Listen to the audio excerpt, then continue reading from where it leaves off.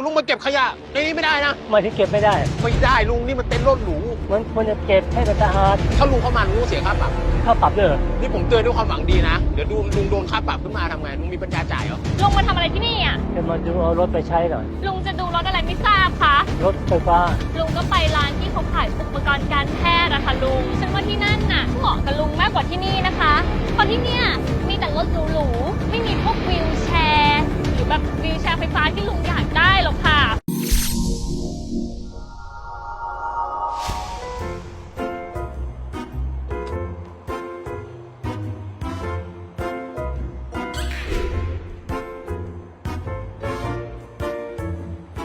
เฮ้ยลุงว่าไงลุงก็มาทำอะไรในนี้เนี่ยคุณลุงมาเก็บขยะในนี้ไม่ได้นะไม่ที่เก็บไม่ได้ไม่ได้ลุงนี่มันเต็นท์รถหรูลุงจะมาเก็บขยะอยู่ตรงนี้ไม่ได้ก็เต้นรถหรูสิมันควรจะเก็บให้มันสะอาดแต่ลุงจะมาเก็บในนี้ไม่ได้นี่มันที่เขาแล้วลุงโอ้โหถ้าลุงเข้ามาลุงต้องเสียค่าปรับเสียค่าปรับเลยค่าปรับนี่ผมเตือนด้วยความหวังดีนะเดี๋ยวลุงโดนค่าปรับขึ้นมาทำไงลุงมีปัญญาจ่ายเหรอโอ้เท่าไหร่5,000เอาไป10,000เลยแล้วกัน10,000โอ้ลุงอย่ามาล้อเล่นลุงอย่ามาพูดเล่นเพ้อเจ้อสภาพอย่างลุง5,000ยังไม่มีปัญญาจ่ายจะมาจ่าย10,000โอ้ไม่ได้ล้อเล่นเอางี้ดีกว่าเงินเดือนเราเท่าไหร่คุณลุงมาถามงี้คิดจะดูถูกอาชีพรปภหรือไงครับผมนี่เงินเดือนไม่ธรรมดานะครับคุณลุงผมเนี่ย25,000นะครับเงินเดือนน่ะเอาไป30,000พอไหมเนี่ยเอางี้ดีกว่าทั้งชีวิตแกเท่าไหร่คุณลุงชีวิตผมมันมีคุณค่านะครับคุณลุงอย่ามาถามแบบนี้นะครับต่อให้คุณลุงมี5 ล้านเอามายัดให้ผมยังไม่ขายเลยครับถึงเหรอวะเนี่ย5 ล้านนั้น10 ล้านเนี่ยอันนี้มี10 ล้านเอาไปเลย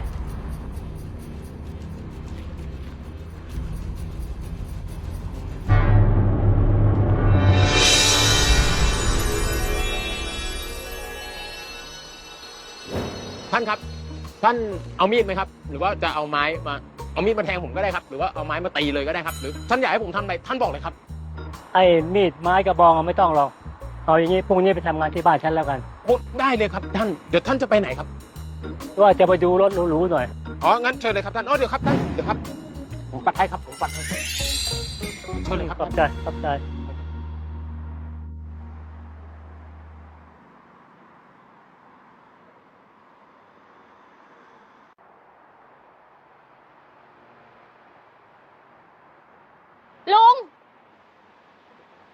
ลุงมาทำอะไรที่นี่อ่ะ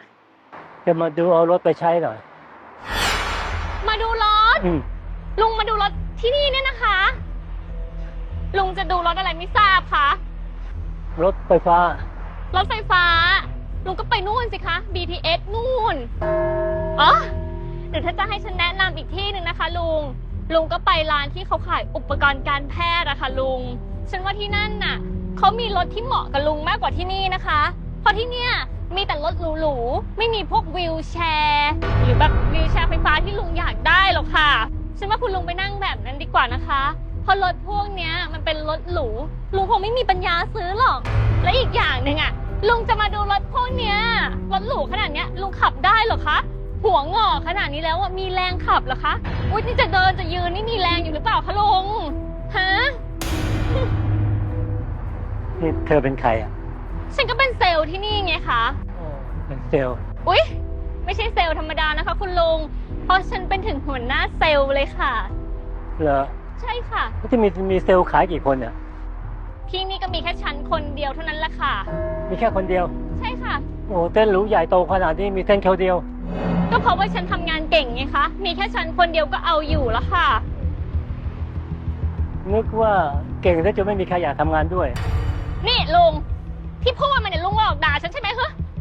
ไม่ตบให้ฟันปลอมหลุดปากก็บ่นแล้วนะลุงมาพูดแบบนี้กับฉันได้ยังไงฮะหยาบคายมากๆเลยดูสภาพสิจนขนาดเนี้ยใครปล่อยให้เข้ามาไม่ทราบรปภอยู่ไหนมันลากลุงออกไปเดี๋ยวนี้เลยนะยามกระจอก อุ๊ยไม่ทำงานเลยมันลากลุงออกไปสิยามมันลากมาเลยมันลากลุงคนนี้ออกไปเลย มีอะไรกันครับ แกปล่อยให้ลุงคนนี้เข้ามาได้ยังไงเนี่ยฮะแกไม่เห็นเหรอว่าสภาพดูก็รู้แล้วว่าไม่มีปัญญาซื้อรถราคาแพงขนาดเนี้ย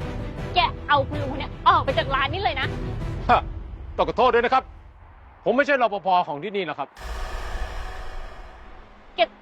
แกจะไม่ใช่รปภที่นี่ได้ยังไงในเมื่อแกยังใส่ชุดรปภที่นี่อยู่เลยอ่ะ ผมแค่เปลี่ยนเสื้อไม่ทันครับ ตอนเนี้ยผมเป็นค่ารับใช้ของคุณลุงแล้วครับ แกจะไปเป็นค่ารับใช้คุณลุงได้ไงฮะอียามกระจอกในเมื่อแกยังทำงานรับเงินเดือนเจ้านายอยู่เลยนะฉันจะไปฟ้องเจ้านายแกมันก็เป็นได้แค่ยามกระจอก อ้าวคุณกล้าพูดนะครับ ว่าผมเป็นยามกระจอก ตอนเนี้ยผมไม่ใช่แค่ยามกระจอกแล้วนะครับเพราะผมอะเป็นคนมีมูลค่า แกนี่นะมีมูลค่า คุณนั่นแหละครับ มีมูลค่าเท่าผมหรือเปล่า เท่าไหร่กันเชียว ตอนเนี้ยผมมีเงินอยู่10 ล้าน คุณมีเท่าไหร่ล่ะครับ มีปัญญาละสิ มีถึงเหรอครับ คุณมันก็เป็นแค่เซลล์กระจอก เงินเดือนคุณก็เท่ามด แกรู้ได้ไงว่าเงินเดือนฉันเท่านั้นฮะฉันได้เยอะกว่านั้นอย่าฉันจะไปฟ้องหัวหน้าให้มันไล่แกออก พอดีเลย ไปพบเจ้านายแล้วช่วยเชิญมาพบหน่อย นี่ลุงไม่มีปัญญาซื้อรถแล้วลุงยังจะมีหน้ามาขอพบเจ้านายฉันอีกเหรอ เอาละช่วยไปเชิญมาพบหน่อยแล้วกัน เดี๋ยวมีธุระจะคุยด้วย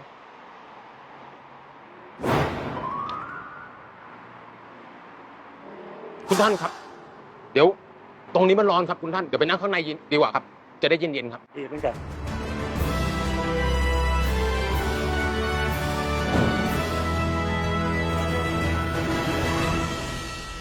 แล้ว สวัสดีอะไร มึงเป็นรปภแล้วมึงจะเล่นอะไรเยอะแยะ กูเนี่ยเจ้าของเต็นท์อ่ะว่ายังไงล่ะคุณจิ๊บ มีธุระอะไรไม่ทราบหึ ก็คุณลุงคนนี้สิคะจิ๊บบอกไปหลายรอบแล้วว่าไม่ให้พบอะค่ะ ดูสิสภาพดูยังไงก็ไม่มีปัญญาซื้อรถที่เต็นท์เราอะค่ะ นี่ลูกค้าเหรอ ใช่ค่ะ แหมคุณจิ๊บเขาเป็นลูกค้าเราก็ต้องดูแลเขาดีๆ รู้หรือเปล่า เราอยู่ได้เพราะลูกค้านะทำดีกับเขาหน่อย ค่ะ อ้าวลุงสวัสดีครับ ขออนุญาตนั่งนะครับ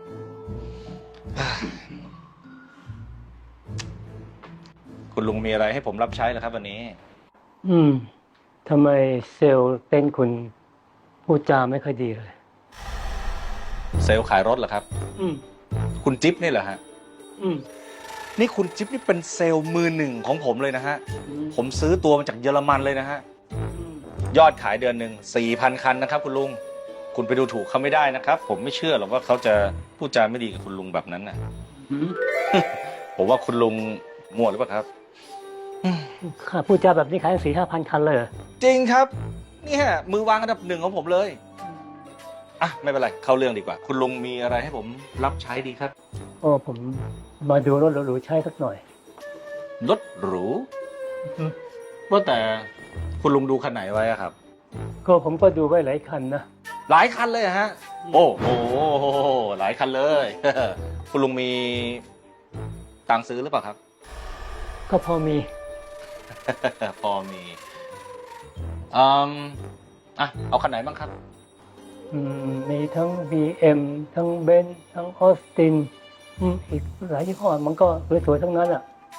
อ๋อ ครับผม ชอบคันไหนอะฮะ มันเลือกไม่ถูกเลยเพราะมันสวยทั้งนั้นเลย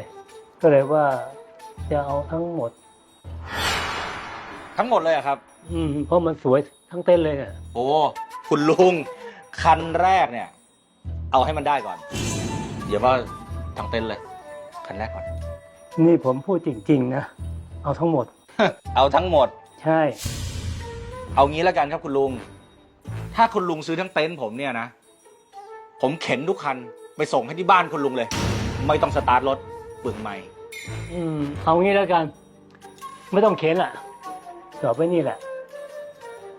ลงซื้อเต้นเลย คุณลุงจะซื้อเต็นท์ ผมมีเพื่อนสุริยาผ้าใบ ขายเต็นท์โอ้ย ดีเลย ตากแดดสีไม่ซีดมือวางอันดับหนึ่งเลย หรือถ้าลุงอยากจะไปออกค่ายใช่ไหม เต็นท์ที่เราไปออกกลางแจ้งอ่ะออกทริปอ่ะที่เราไปออกทริปอ่ะอย่างเงี้ยเขาคนเนี้ยขายอยู่ตรงนู้นเลยนครนายกโอ้โหสวยงามลุงเอาไหมครับผมแนะนำให้เดี๋ยวผมให้เบอร์โทร ไม่ใช่ผมลุงหมายถึงว่าลุงซื้อทั้งกิจการเราเนี่ยทั้งเต็นท์ คุณลุงจะซื้อเต็นท์ผมเนี่ยนะ อือหือ คุณลุงไหวหรือเปล่าไม่มีเงินแล้วยุงมามั่วซั่วไม่ได้นะ เอาไม่มีลุงแล้วลุงจะพูดได้ยังไง อ่ะผมกดเครื่องคิดเลขให้ลุงดูก็ได้นะ70 ล้าน 70เหรอ 70ครับ ลุงให้200 200 ล้านเลยอะครับ ใช่ โห เจ๊แหววค่ะ เจ๊แหววเคยให้500 ล้านเลยนะคะ เจ๊แหววตลาดไทยใช่ไหม ใช่ค่ะ คุณลุงครับ มีคนให้แล้วอะครับ500 ล้านครับ เอางี้ให้จบไปเอาไป1,000 พันล้านเหรอครับ โอ้โห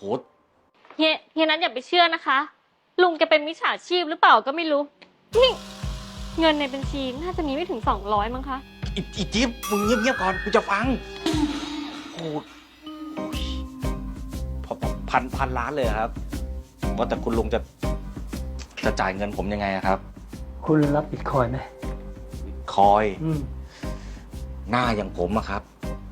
รับแต่บิตแคมครับ บิตแคม ใช่ครับ เอาอย่างนี้เลยแล้วกันจะให้จบผมจะเป็นเงินสดแล้วกัน เงินสดนะครับ มีตังค์ใช่ไหมครับ งั้นเอาเลขบัญชีผมไปนะครับ โอเคนี่นะ เงียบ โอเคเรียบร้อยแล้ว คุณเช็คบัญชีดู เข้าจริงหรือเปล่า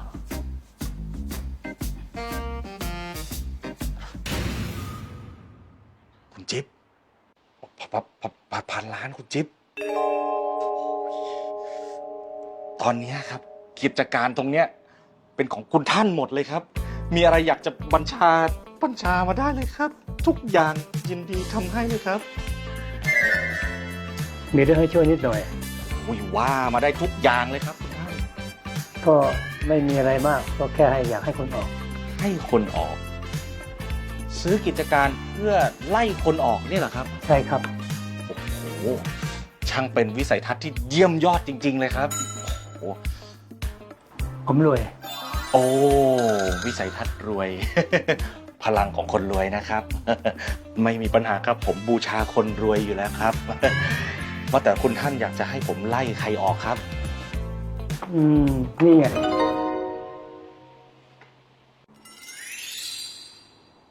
อีจิ๊บมึงออกไปเลย ยืนทำไมตรงนี้